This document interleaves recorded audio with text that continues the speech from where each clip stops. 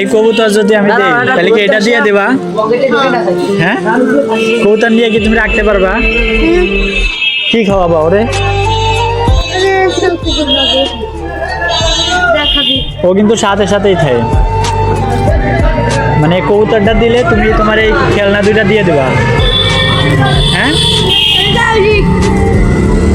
এটা হচ্ছে শখ করে তুমিও পড়বা, পারলে মানে ইয়া করবা, ছোট বাচ্চা নিয়ে সাথে সাথে রাখবা, দেখবা তোমার কাছে পোষ মানবো।